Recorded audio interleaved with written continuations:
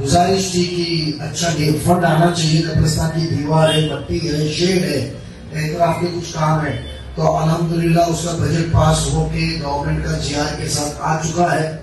तो आज इंजीनियर्स और उनके साथ काम देके इंशाल्लाह दुआ की है, और जल्द से जल्द प्रोसीजर कंप्लीट करके मुकम्मल काम शुरू होगा। क्योंकि सवाल है मेरा, कल आपने मंत्रालय में मैं आ रहा हूँ पहले जो मौजू है उस पहले शुरुआत करता हूँ। तो वो चीज के लिए किए थे अहम, जो मिलने की वजह ये थी कि आपने देखे रहे कि चंद महीनों से मुमरा कौसा के ऊपर एक ऐसी आफत आई हुई है कि हजारों की तादाद में लोग बेघर हो रहे हैं। और कुछ दिनों से एक मूवमेंट रफीक भाई हो, उनके साथी और वो जो भी साथी सब उनके साथ में एक मूवमेंट तैयार हुआ। वो मूवमेंट के अंदर अल्हम्दुलिल्लाह सियासती तौर पे उसको एक नाथ शिंदे साहब की तरफ से मदद भी जाहिर की और कुछ कार्रवाई को नरमी से करने के लिए उनको कामयाबी भी मिली। तो बेशक कल हमने एक नाथ शिंदे साहब के मुलाकात की और मैं मेरे यहाँ के सभी साबिक कॉर्पोरेटर्स जितने भी यहाँ मौजूद है जिम्मेदार, हमने कल उनके साथ बहुत अच्छे से गुफ्तगू की। राजन केनी भी साथ में थे हमारे, क्योंकि वो साथ में ही हमारी टीम में। तो हमने सबसे शिंदे साहब से मुलाकात की। तो हमने शिंदे साहब को एक लेटर दिया, उसके ऊपर उन्हें रिमार्क मारे। सोशल मीडिया पे हम मुमताज शाह साहब को कह के मीडिया के पास या जो भी वसीम है उनके जरिए लेटर पहुंचाता हूँ सबकी। इसके ऊपर सिग्नेचर्स भी हमने लिए। उसके अंदर हमने शिंदे साहब से डिमांड की है कि जो ये हल्का है, देखा जाए तो आपके पास में नुमाइंदा है और नहीं भी, हम तो सब साबिक है कॉर्पोरेटर के लेवल पे, बट जो गवर्नमेंट के लेवल पे, महाराष्ट्र गवर्नमेंट के लेवल पे जो सोच लेकर चलना चाहिए था आवाम की राहत की, सिर्फ वोट इम्पोर्टेंट नहीं होता, आवाम को राहत देना इम्पोर्टेंट होता है। पिछले अधिवेशन में आपने देखे नहीं कि अधिवेशन में बिल्डिंगें टूट रही थी, पर विधायक को सिर्फ नजीबुल्ला याद आ रहा था, यहाँ के गरीब लोग याद नहीं आ रहे थे। नजीबुल्ला। तो हमने शिंदे साहब से ये कहा है कि बेशक आपके ख्याल बहुत अच्छे हैं कि इसको क्लस्टर में लिया जाए, मगर हाल ही में आने वाले 30 साल में थाना म्युनिसिपल कॉर्पोरेशन का रुख क्या होगा उसका डेवलपमेंट प्लान तैयार किया गया। पिछले अक्टूबर को पब्लिश हुआ, उसके बाद में अभी करेक्शन के साथ पब्लिश हुआ।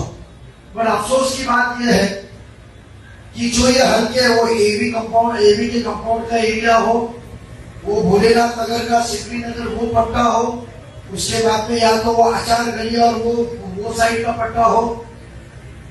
बिल्डिंगें बन चुकी है, 1 स्क्वायर फुट जगह नहीं है, मगर उसको ग्रीन जोन में रखा गया है। क्योंकि यहाँ की सियासती नुमाइंदा और जो जिम्मेदार थे, जो आरजी का प्लॉट स्कूल के सामने जो आरजी का प्लॉट था नाइस वर्ल्ड के इधर, जिसको आपको याद रहेगा शत्रुघ्न सिन्हा ने आके दरवाजे को लात मार के कहा था कि ये ग्राउंड आपका, उसको उन्होंने आरजोन करा दिया, उन्होंने। वो भूल गए कि भैया मैदान मैंने दिया था। और इतने नसीहत रोज मीडिया के जरिए हमको मिलती है कि एक नाथ शिंदे साहब ने क्या करना चाहिए, दूसरे ने क्या करना चाहिए। वो ऑब्जेक्शन लेने को भी भूल गए मीडिया में आने के बाद कि मुमरा का मैदान छीना गया। हमने वो लेटर दिया, उससे अहम आवाम को राहत के लिए शिंदे साहब को कहा कि जो ग्रीन जोन हल्के में बताया जहां बिल्डिंगें बन चुकी है, आज वो आरजोन रहता तो हम कोर्ट को कह सकते कि भाई हम क्लस्टर योजना लेकर आएंगे जो इलीगल बिल्डिंगों के लिए लाए गए सरकार की तरफ से, और वो ग्रीन जोन का आर रहते तो हमको राहत मिलती कि आज हजारों घर रास्ते पे नहीं आते।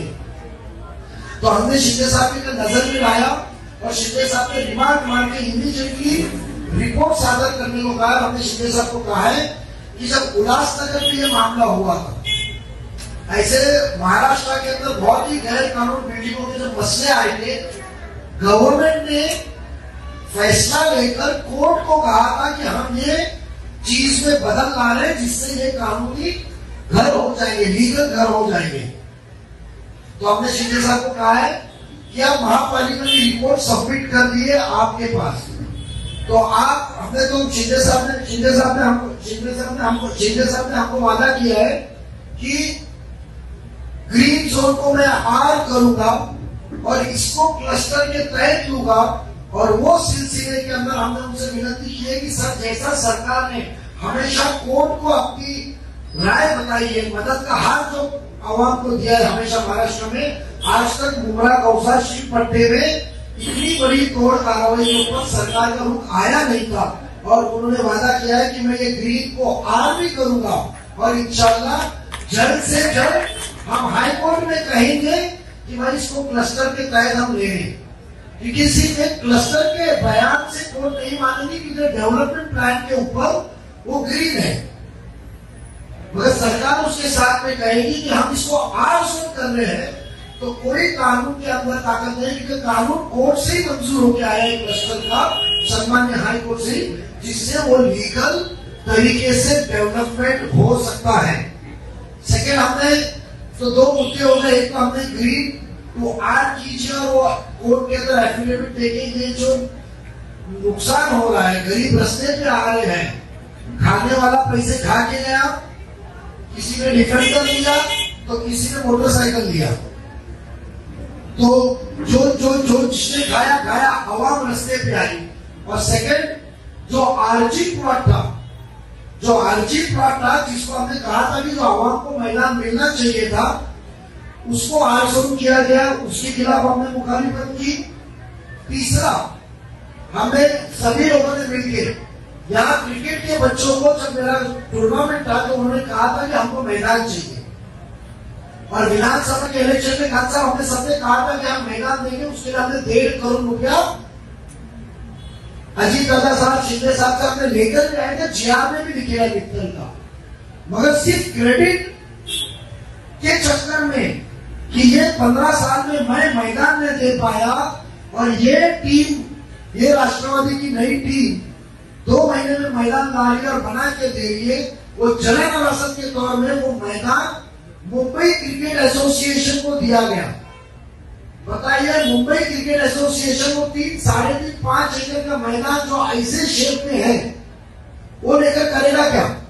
इतनी फिक्र मुमरा की है तो पूरा स्टेडियम ले लो, वानखेड़े जैसा बनाओ, 2 सहूलत मुमरा वाले को। वो छोटा सा मैदान जो हमारी नीयत थी, फजर से लेकर मगरिब तक वो ताला खुले, जो बैट उठाए, फुटबॉल उठाए, जिधर सीनियर सिटीजन चल के जाए, वो मुंबई क्रिकेट एसोसिएशन को देने का प्रस्ताव उन्होंने अपने आमदार के दम पे हाथ पैर जोड़ के, यहाँ तो इलेक्शन में गुस्ताखी रसूल देखा शिंदे साहब, मगर वहां जाके हाथ पैर, बहुत सी वीडियो आपने देखी लेंगे, हाथ पैर जोड़ के उन्होंने मंजूर कराया। हम सभी मुमरा वासियों के लिए, नौजवान को क्रिकेट खेलना है, खेल कूद के लिए हमने वो मुंबई क्रिकेट एसोसिएशन का प्रस्ताव रद्द करके वो मैदान मुमरा की, कौसा की आवाम को दिया जाए, ये हमने डिमांड किया है। हम आपके जरिए नौजवानों से दरखास्त करेंगे कि हमारे कंधे मजबूत करो, क्योंकि नशे वाले गलत कामों से दूर होना है, तो खेल कूद के लिए बाहर निकलना पड़ेगा, आपको मसरूफ रखना पड़ेगा खाली वक्त में, हमारे हाथ मजबूत करो, बेशक हम ये मैदान जाने नहीं देंगे। तीसरा, हमने जो हज हाउस का मुद्दा था, आज वो एक प्रोजेक्ट चल रहा है रिवियरा का, उसके अंदर एक टीएमटी का रिजर्वेशन था, तकरीबन 3 से 4 एकड़ जगह हमको मिलती थी।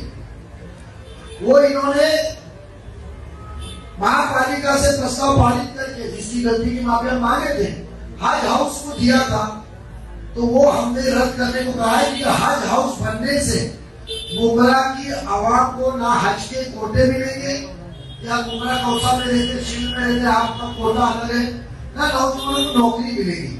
वो काम केंद्र शासन का है, सेंट्रल गवर्नमेंट का है, गवर्नमेंट अपना प्लॉट देवे, जो 4 एकड़ का प्लॉट मार्केट बन सकता है, फेरी वाला क्षेत्र बन सकता है, कुछ और एमिनिटीज वहां बन सकती है, तो हमने हज हाउस को रद्द करने का किया है। चौथा, मित्तल के रिजर्वेशन खाने का जो सिलसिला चल रहा है, 5वां वो है कत्तल खाने का। महाराष्ट्र का कानून कहता है कि जिधर भी एबॉटर है, एबॉटर बोलते हैं उसको, स्लॉटर हाउस नहीं कहते अभी उसको, एबॉटर है, कत्ल खाना है, वो 100% जितना रिजर्वेशन है सरकार को टीडीआर के तौर में लेना। मगर ये मित्तल के लुटेरे, मित्तल के लेआउट के जितने बिल्डर लुटेरे हैं, जो आज बिल्डिंगें बना रहे हैं, पर उन्होंने मुमरा कौसा के रिजर्वेशन खाने का काम किया है। लालच कम नहीं हुई, कानून बदलने की दरखास्त की है राज्य शासन को कि हमको सिर्फ 20%, 40% जगह देंगे, बाकी की जगह पे हम बिल्डिंग बनाएंगे जो कानून में नहीं है। तो हमने शिंदे साहब को वो लेटर का दरखास्त दिया है कि जो रिजर्वेशन कत्ल खाने का है वो मुकम्मल तौर पे हमको मिलना चाहिए। कुर्बानी में कब तक हम गलियों में, कब तक हम टेम्पररी रिजर्वेशन लेकर काटेंगे, वही पुलिस के हाथ पैर जोड़ो, वही कोई कभी मुखालिफत आने की संस्था के हाथ पैर जोड़ो, वही सोसाइटी में बकरे रखने का, काटने के वो मसले मसाइल। क्या मुमरा को इतनी बड़ी मुस्लिम आबादी के अंदर कत्ल खाने की जरूरत नहीं है? तो पूरी जगह मिलनी चाहिए जो कानून आज के कानून में कहता है।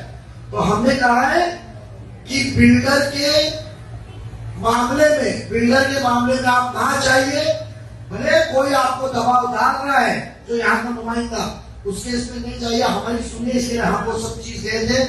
और छठी सबसे अहम बात पानी की है, उसके लिए बहुत अहम मसला जो आपके सामने है कि मुमरा के अंदर आज मुमरा कौसा के पट्टे के अंदर पानी नहीं है। हंडे मोर्चे तो बहुत निकले हैं, बहुत हंडे मोर्चे निकले हैं, पर पानी नहीं मिला वो हंडों में। मगर बेशक इंशाल्लाह उसके ऊपर जो बातचीत हुई है, हम लोग उसको अमली पहनावा लेकर जल्द आपके सामने आएंगे। और मेरे ये ऐलान के बाद देखना 2-4 दिन के अंदर रास्ता रोको भी होगा और हंडा मोर्चा भी निकलेगा कि मैं भी चलूं चलती ट्रेन के अंदर, तो वो भी इंशाल्लाह हमने पहनावा हम लोग देने वाले हैं। मैं जो नौजवान बच्चों का शुक्रिया अदा करूंगा और ज्यादा से ज्यादा लोगों को जुड़ने करूंगा कि सिग्नेचर अभियान करें कि जो मैदान हमारा है वो हमें मिलना चाहिए।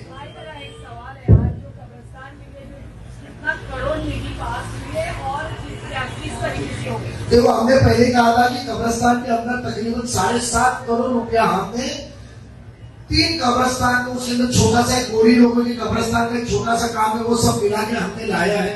उसके अंदर सबसे अहम मित्तल का जो कब्रिस्तान है, जो मट्टी का, हमने अमित सयानी जी से बात की जो आगे विजिट किए थे, और जो रेती अभी वो लाके रखी हुई है गोली वाली, वो रेती भी नहीं चलेगी, वो भी सूरत की रिवर सैंड है। हमको उसकी मट्टी की तलाश है जो कॉर्पोरेशन ने मंजूर की, जो बीच सैंड होती है। आप मुंबई चौपाटी जाते हैं, वो शख्स हमको गाइड कर रहे हैं जिसने नारियलवाड़ी कब्रिस्तान, मुंबई शहर का सबसे बड़ा कब्रिस्तान और सबसे अहम कब्रिस्तान मरीन लाइन्स का, उसकी तामीर की।